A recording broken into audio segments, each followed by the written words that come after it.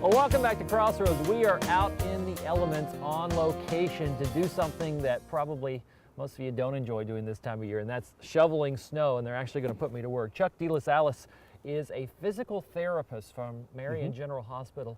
And Chuck, I'm thinking this is something that we take for granted because nobody likes doing it, and then we try to get it done really, really quickly. What happens in that case if we go too quickly at it? Well, you have two things that can happen. One, you can hurt your back, or more seriously, you can end up in the emergency room because of heart complications.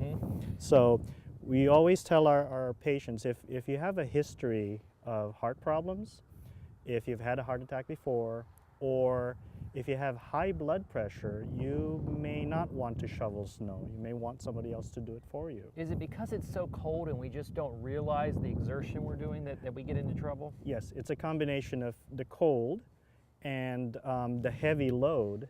When you're shoveling snow, it's actually a very stressful and a very strenuous event. It taxes the heart a lot, and so a lot of people get heart attacks while they're shoveling snow. So you want to be careful. So we want to talk a little bit about some of the techniques. If my wife is watching this show, she's going to say, oh, you would do that for television, but what about our driveway? But do shovels make any kind of difference at all? Yes, they do. What you have there is one of the more modern designs. It's got a curved handle there. Compared to this is more traditional. It's got a straight handle. Now, the nice thing about the straight handle, I mean, it's readily available. You can find these anywhere. But with this, what you end up doing is you end up bending down a little bit lower, and so that may cause a strain or a stress on your back. With this handle, if you try it, you're in a more upright position, so you don't have to bend down as far. Well, that's true. So it's a better design. That's what personally I use most of the time. Okay. Now, as we're shoveling, what are some tips other than take your time? What are some tips as far as techniques that are going to limit your wear and tear on your body? Well, number one, you don't want to bend too far down. Okay. You want to look up a little higher. Okay. Okay. So if you look down, you end up hunching more. Oh, so yeah, that's true. Maintain a good posture. You got a wide grip would really help. Because if you keep your hands close, that load is going to be somewhat heavy. I notice you're wearing sneakers. Well, just for this. Just for this. But for some patients or people, we tell them to wear these things. They have studs on the bottom. Oh, yeah. So you don't slip. So you don't slip. Very good. Yeah.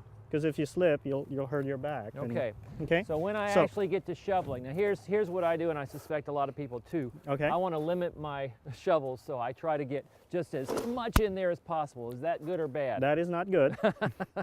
If you weigh that, that'll be about 10 or 11 pounds. Oh, yeah, I'm feeling it. So you want, and also you have that. So it's a big weight, and it's far from your body. You may want to keep that shovel close. Okay. Keep the weight or that load close, and just don't load it too much. Take your time, you know. Just get a little bit and just keep working on it.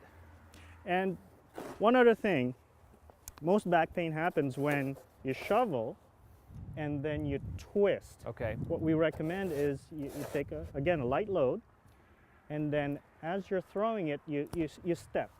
Okay. Oh, okay. Step. You step avoid a twisting action on that back. You're going to wrench your back if you keep twisting. Well, that's important. I still do the twist by habit, but you're saying shovel and twist, and a little twist. Yeah. Little twist. Okay. Very good. Okay. And that's upright really position. That does make a difference. That does make a difference. Okay. And sometimes it's best if you just push. Try not to shovel. Just push. Stand behind your shovel. Just push the thing. Push the snow. Avoid a lift.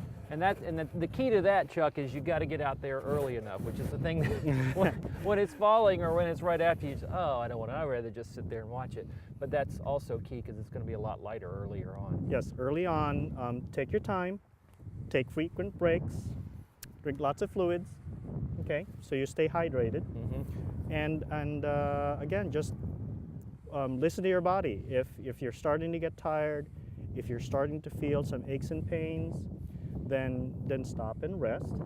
Snow's not going anywhere. Or you can spring for the snowblower, but I never can quite bring myself to do that. Well, thank Chuck DeLaSalle, a physical therapist from Marion General Hospital. Some really good tips there. Something we got to deal with, unfortunately, this time of year, but some important information there. Thanks so much.